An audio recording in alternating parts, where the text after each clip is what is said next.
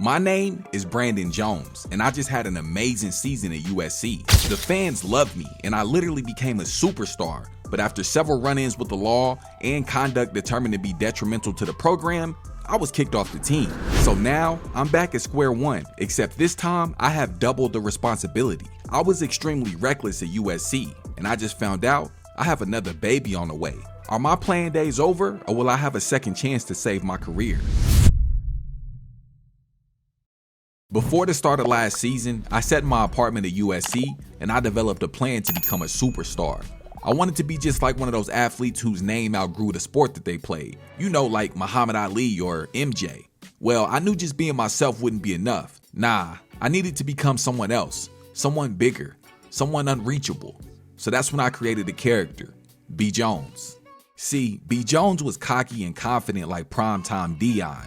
Before the games, he'd be all business, but after the games, his press conferences were nothing short of amazing, regardless if the team won or lost. Yeah, my new B. Jones character, he was also flashy and flamboyant like Money Mayweather, dripped in designer, neck and wrist flooded with diamonds, and an ego larger than life. This dude B. Jones was a ladies' man too. I'm talking like Brad Pitt, Idris Elba, even Leo. It seemed like everywhere he went, he had a dime with him at all times. Movie premieres, nightclubs, concerts. If it was popping, B. Jones was in attendance, and he was the center of attention every time. Constantly being in that spotlight skyrocketed his brand as superstardom, as he was able to gain well over 5 million followers in only a few months. Of course, the newfound fame also came with massive NIL deals from some of the most recognizable brands in the world. Not only that, but the Trojans, they were actually good. I mean, midway through the season, they were ranked in the top 10 in college football, and B. Jones was the best wide receiver in the nation.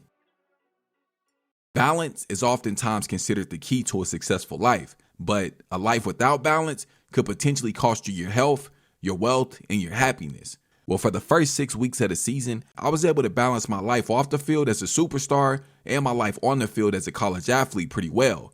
But it wouldn't be long before the two started to interfere with each other.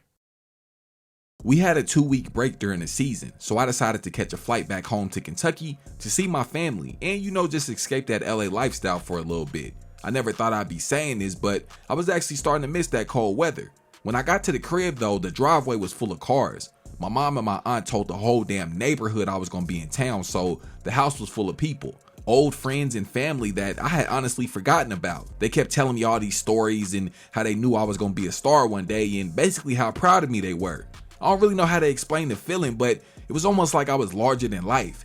I mean, I was used to getting attention from strangers back in LA, but when it's people you actually know singing your praises, it hit a bit different. Anyways, I left there and went over to Brianna's crib to see my son, and honestly, that was the highlight of my trip. It was crazy to see just how fast he was growing. But look, the visit took a turn for the worse. Bri and I stepped aside to have a conversation, and I was completely caught off guard. She basically let me know that she was no longer happy with our co-parenting arrangement anymore, and she was gonna put me on child support. I was just trying to figure out where this all was coming from, but I quickly realized what it was about. All Bri kept saying was, I know you got hella bitches in LA and them bitches in LA. Like, that's all she was worried about. That's all she kept bringing up was the women she saw me with on social media. Me and Bri were never together, but apparently she was in her feelings for some reason. Believe it or not though, that was the last time seeing my son. Bri stopped answering my calls and FaceTime, and she even blocked my mom and my aunt's number too. If I'm being honest, that mid-season trip back home was the start of all my problems. I had to worry about Bri tripping, but I wasn't too concerned because I knew she would eventually come back around. She was just in her feelings. But the way my old friends and family were treating me made me feel like an even bigger superstar. I let that feeling go to my head, and well, when I got back to Cali, I turned everything up a notch. So we'll start with the women. I don't even remember half of their names, but I swear every night it was a new face at the crib. If she was an 8 or better, I had to get her. It got so bad that I started hitting 7s and even a couple of 3s, but they don't count because I was drunk. Well, me being reckless led to me getting this girl named Nicole pregnant. And the sad part about it is I don't even remember when it happened, but yeah, I got another baby on the way. And honestly, y'all the first people I'm telling this to. I still haven't built up enough courage to tell my mom or my aunt yet. Now, let's talk about the drinking. It was common for me to be passed out in a club on a weekday or sometimes even after a game.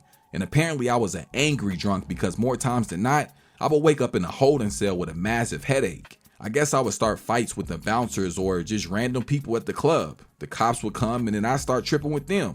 I was in a bad spot in my life, but surprisingly, I was playing better than ever on the field. I was still the best receiver in college football and the team was still winning. But there was another problem. I never went to class, and before I knew it, I had become academically ineligible at the worst possible time, right before the conference championship game.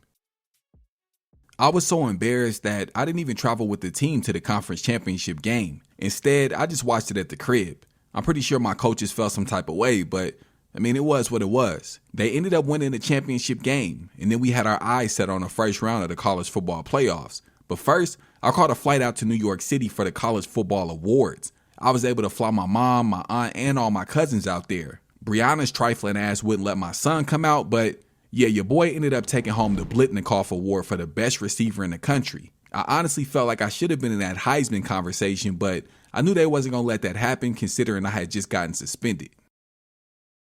We had a few weeks to get ready for the first round of the playoffs. The whole team was locked in. I had finally got my grades high enough to be eligible to rejoin the team. Well, listen, one night I was about to leave the library and head back to the crib, but that's when I got this text inviting me to this little shindig. I knew with our first playoff game being right around the corner, the team's curfew was being strictly enforced, and I should have just went home, but of course, I pulled up to the party. The picture you're seeing on your screen is the same picture that went viral on social media and eventually made its way to SportsCenter, and of course, my coach seen it, and it was all downhill from there. That one split-second decision really ruined my career. My mom had been warning me about my behavior. She would always say, "Baby, they'll tolerate you until they can replace you." Well, the next thing I knew, I was in a meeting with the head coach and the head of player personnel, and they basically just let me know that I had become a distraction and I was no longer a part of the team. I'll be the first to admit that I got lost in the sauce. The money, the fame, the women, the fake friends, the alcohol, the headlines, the rumors. Yeah, it all became a bit too much and I ended up crashing out. So now I'm back here at square one. Look, I don't know what my next move should be because I think it's safe to say I've earned the reputation of being a problem off the field. So I'm sure not too many teams would be willing to take a chance on me. So I honestly don't know. I'm just going to take some time and figure out my life. I'll tap back in with y'all on the next one.